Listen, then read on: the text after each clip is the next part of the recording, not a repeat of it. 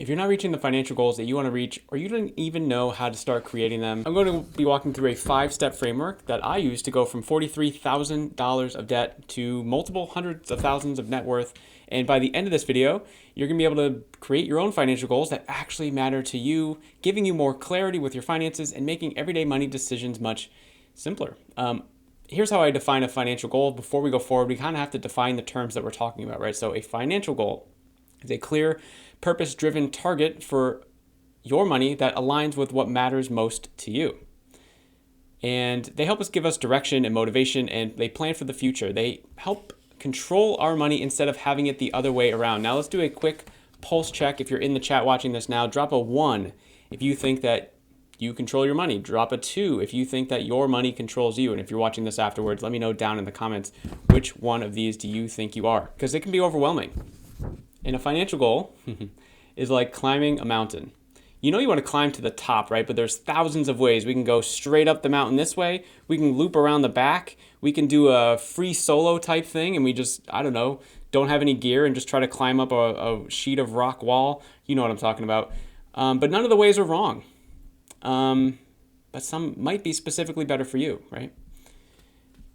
And here's how I like to think about goals. When done wrong, they look like this. And it's pretty obvious. We've all been there, right? When done right, it feels like this, point A to point B. And I'm going to show you how to do this and get this done by the end of this video.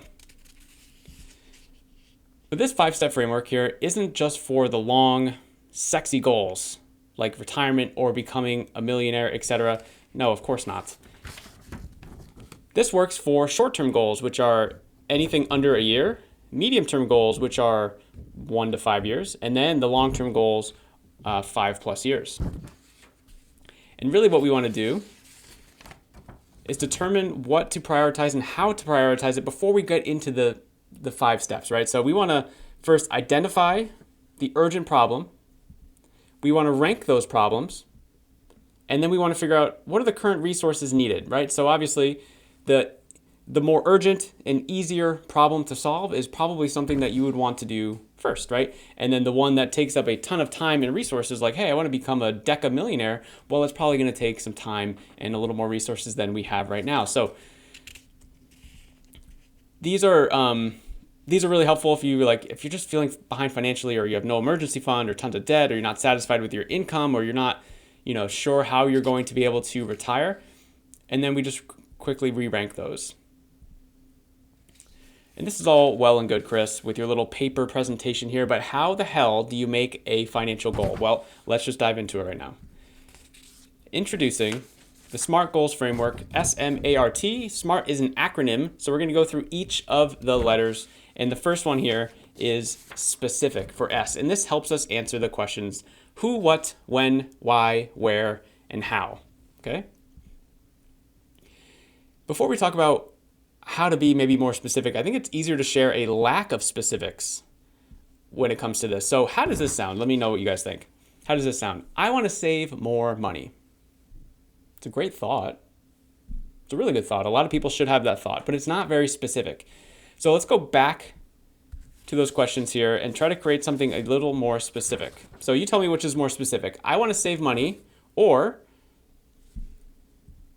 this. So who? Me. Okay, great. What? Well, I want to find $1,000 that already exists in my finances without needing more income. When? I'd love to be able to do that in 6 weeks. Why?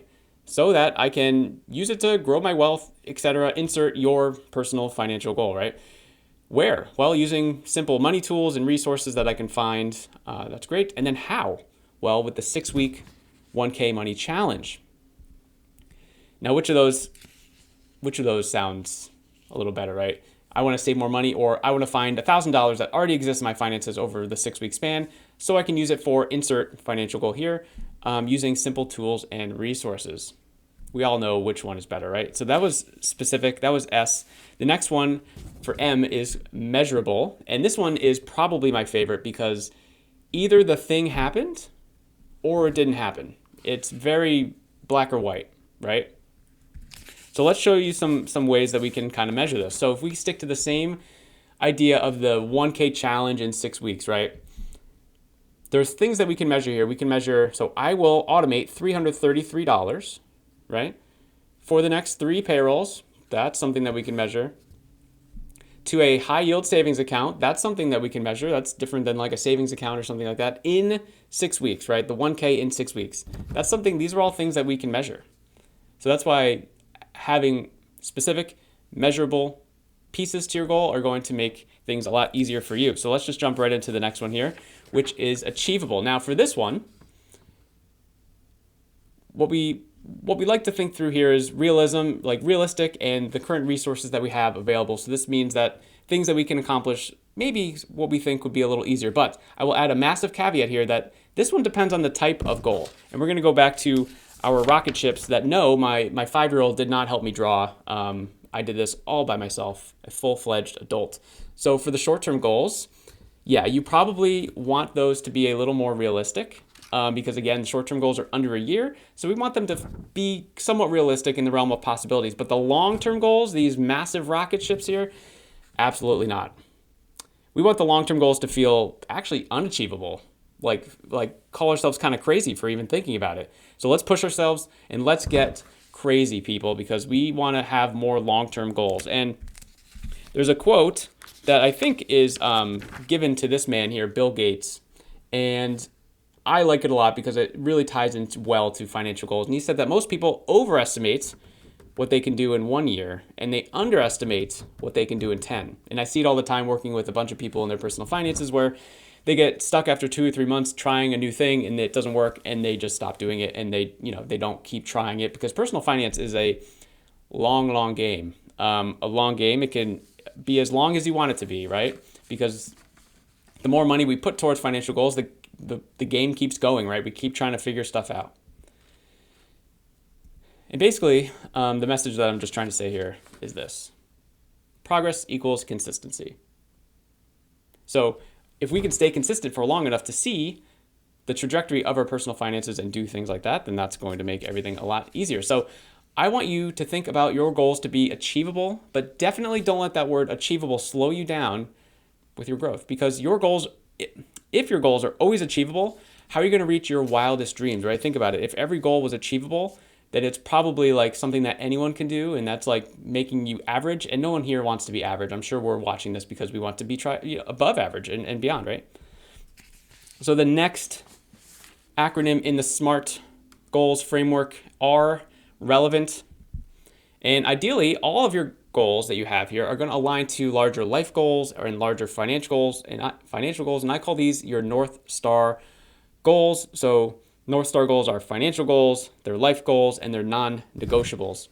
And this one is really just about like having like a driving force, a motivation, if you will, because in today's world, gosh, there's just so many distractions for our money. It's just kind of ridiculous. So if we continue with the $1,000, in the 6 weeks example, that little challenge, then you should not be doing these things, right? If your goal is like, hey, I should probably just focus on one financial thing, we probably shouldn't be doing the Bitcoin thing. We probably shouldn't be doing any get rich quick schemes. We probably shouldn't be doing the sports betting. We probably shouldn't be doing the day trading, right?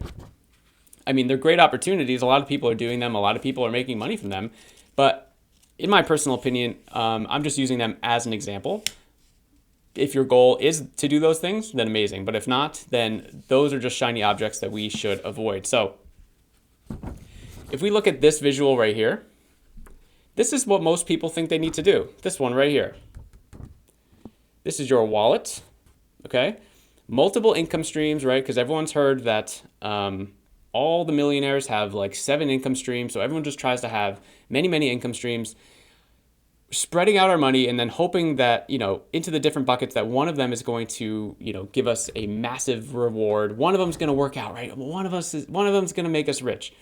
So what ends up happening, and there's 8 arrows here with dollar signs. So let's pretend each one of these arrows is $100. And you have all these things here. So you're like, okay, emergency fund, debt, retirement, Bitcoin, crypto, day trading, sports betting, I don't know, something else here. And that's how a lot of people go through it. But do you really think that you would reach like any success doing any of those things for any period of time if you're spreading everything out so quickly? Like at this point, you're just hoping that one of them explodes. Like you got some like I don't know, great, I don't know, whatever you think might happen there, because I've been there too, so I get this. Or we do it this way, which is now your wallet here is just focusing on one thing. Now those $800 that we have is just going into one thing. How much more powerful do you think that would be? I think a lot more powerful, right? And that's my suggestion with this one here. So that was relevant, making sure that we are aligning our dollars to the things that matter to us the most. And the last acronym in the SMART Goals framework is time. And here we're talking specific deadline, we're talking urgency. And let's be honest, guys, most people put these kind of things off, finances, right? It's, in my opinion, one of the biggest pieces of our foundation, yet they're so quick to just fall off and people just neglect them, right? We keep telling ourselves oh, we'll do the next thing tomorrow. Oh, we'll open that retirement account tomorrow. We'll put more, money towards our kids' education next month when we think we have more, right? They wait till the conditions are perfect. But I've found that the people who take the most action faster will get the best results. So the example that I like to use here is, let's say it's 11 a.m. You have a 9 to 5 job, right? So typically, you go in at 9, you leave at 5. And it's 11 a.m. and your building catches on fire. Holy crap, you're not just going to do the status quo thing. You're well, no. My thing is I wait till 5 p.m. to leave. So I'm going to wait. I'm going to wait till the condition is perfect, which is when I am supposed to leave. No, of course not. The building's on fire. You got to get the hell out of there, right? So basically what I'm just trying to say here, urgency. Light that metaphoric fire under your butt and do the thing you've been putting off. Because everyone loves to talk about compounding with our money. Great. It's super sexy. Great. We're making lots of money. Awesome. But the skills that go into compounding our money are often forgotten about. And that's kind of what I want to talk through in this video. So to summarize, this is the 5-step process to help you create and reach better financial goals. So first we have specific, and it's answering the questions of who, what, when, where, why, and how. And next is measurable. Let's see if I can fly through these really quickly. Either it happened or it didn't, right? It's very obvious, very clear. Next one here, achievable. So within the current resources and capabilities, with the caveat of the longer goals that you have, the less achievable that they should feel. It should almost feel uncomfortable. You should almost be asking yourself, how am I going to accomplish this? That's what's going to move the needle. The next one here are relevant. This is where we're talking about our North Star goals. So we're aligning to our larger goals, our life goals, our financial goals. And those are critical. And the final one here, time. Deadlines that create urgency. Okay, so let's go back to the original thought here. I want to save money. You can already tell by the red circle that I don't approve of this. Again, it's a great thought, and I think a lot of people should have this thought, but what if we were to use the SMART financial goal framework? Now, there's a lot of words on here, so let's go through it. In 6 weeks, I'll have $1,000 put aside and using it towards insert financial goal. This means I'll need to put aside $330 over my next 3 paychecks using the 4 stages of money that I learned in Dollar Discipline University, which is my personal finance community. I will be realigning my money towards only things that matter to me the most. So there are specific things that were mentioned throughout this, right? So all of the dollar amounts here, obviously those are all specific and there's measurable, very achievable things like learning the 4 stages of money inside a Dollar Discipline University, because a ton of people have already been doing that and crushing it in there. And it's relevant because these are the things that we're going to be doing so that we can use the $1,000 towards. So it's we're doing this 6-week challenge to, unlock an extra $1,000 that already exists in our finances so that we can save more money, put it in retirement, put it in our kids' education, build an emergency fund, whatever that means for you, okay? So you can feel that example is way better. I just have to show it again. It's better than this, right? Do you guys agree?